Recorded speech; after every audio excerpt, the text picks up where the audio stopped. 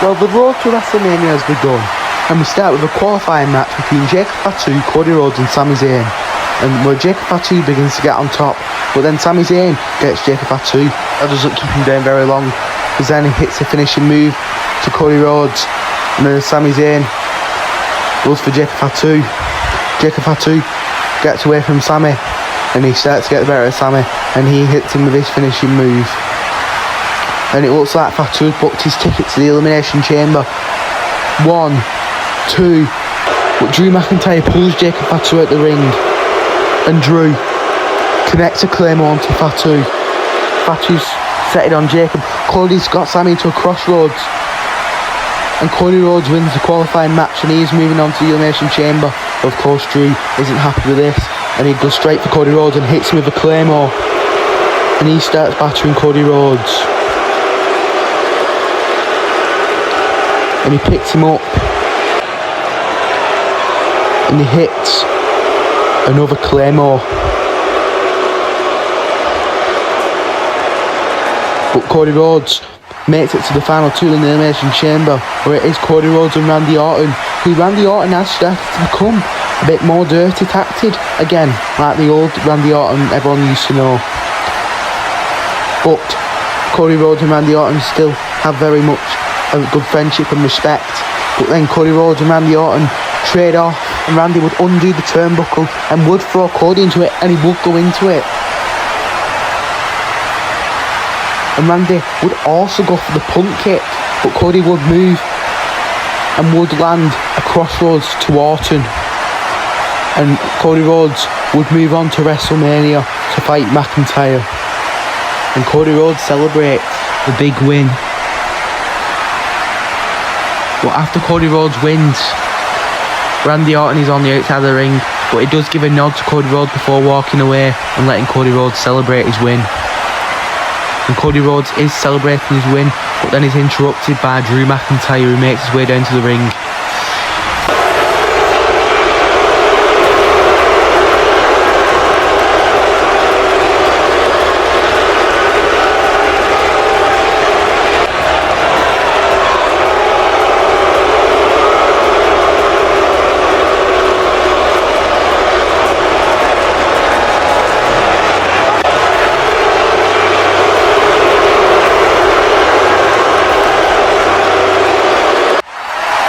Drew makes his way into the ring, and he holds the belt up to Cody Rhodes to signify that is the match.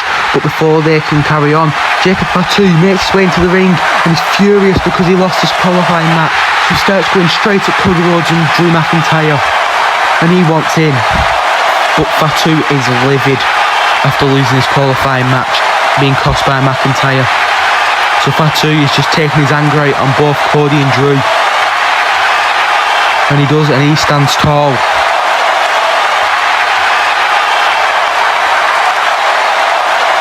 But over the next couple of weeks, Fatu would start to attack McIntyre, because Fatu is desperate to get into that title match, because he thinks that when he got cost, he still deserves to have a title match at WrestleMania.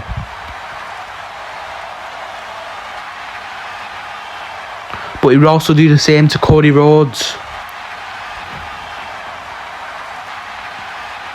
And he would start battering Cody Rhodes as well.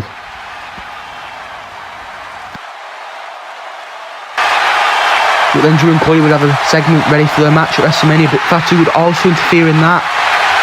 But Fatu is on a rampage. He's furious. But Jacob Fatu isn't holding back, and he nails a Samoan drop onto Drew McIntyre, but Cody Rhodes starts to go for Fatu, but then Fatu throws Cody Rhodes, because Fatu is fuming, and they would just all brawl. All these men hate each other, they can't stand each other. So this is going to have to be sorted one way or another, and it is sorted. Nick Aldis does make an announcement. Alright, I've seen enough. Drew McIntyre and Cody Rhodes had their match at WrestleMania. But a couple of weeks before the Elimination Chamber, Drew McIntyre cost Jacob Fatu his qualifying match. So, as a state of this, I have come to the conclusion that the match at WrestleMania will be Cody Rhodes versus Jacob Fatu versus Drew McIntyre at WrestleMania for the WWE title. And WrestleMania does make its way round, and all these men cannot stand each other now. These men are ready to destroy each other in this ring, and this is the night one main event of WrestleMania: Cody Rhodes versus Jacob Fatu versus Drew McIntyre.